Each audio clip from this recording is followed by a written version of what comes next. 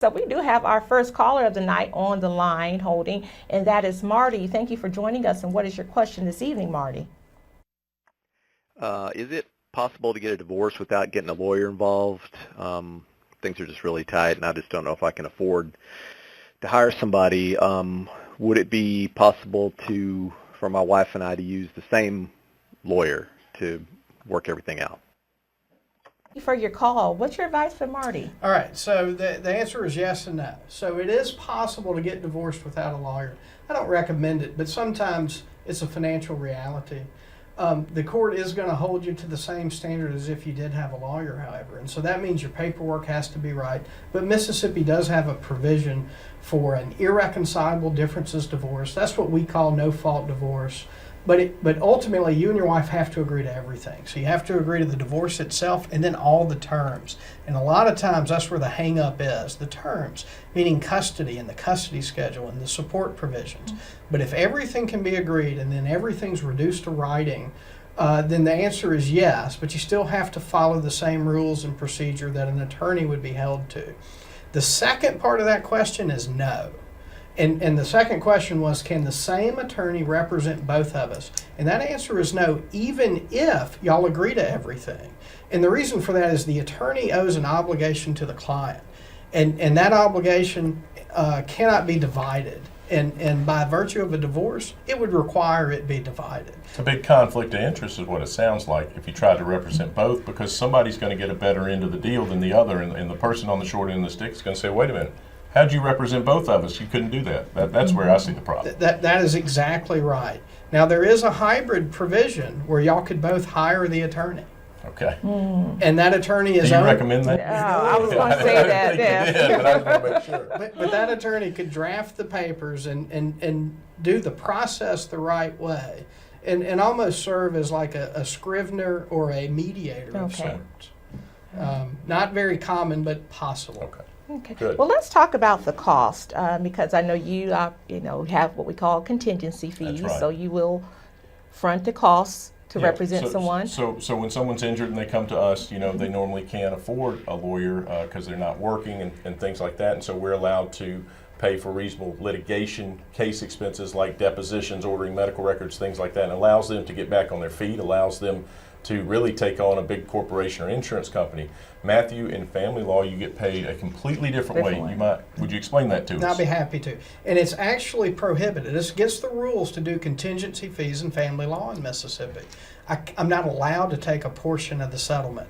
And the idea behind that is I'd be taking a portion of child support or spousal support or something like that. And so most attorneys do retainers, and they bill against it and they charge for their time. Now, I'm a little bit different. I'm going to tell you what it's going to cost when you come in to see me, start to finish. Sometimes I sound like I'm a little bit more expensive than the other guy, but the reason is I'm telling you what to expect from beginning to end. And most of the time, you don't have to make a decision that day on if you're going to hire, my firm, but you know what you're getting into. And what about this? Sorry to interrupt, but what about this? People are scared about he's going to charge me for every phone call. Have you come up with some sort of hybrid billing system for that? So the answer is yes. So under the traditional retainer billable hour method, you are getting charged for phone calls and emails, text messages, and they charge per message. And if it's after hours, time and a half. Yikes. Oh, yeah, wow. Okay. But in family law, that's when there's issues. It's not between 9 and 5, Monday through Thursday. That's right. It's on Saturdays when the exchange didn't go smoothly, and it's on holidays and nights and weekends. And so there are attorneys out there that will do flat fees or phased fees and can work with you, and we are one of those. Good. Two things I want to ask you about, beginning to end, as you mentioned. How do you determine beginning to end?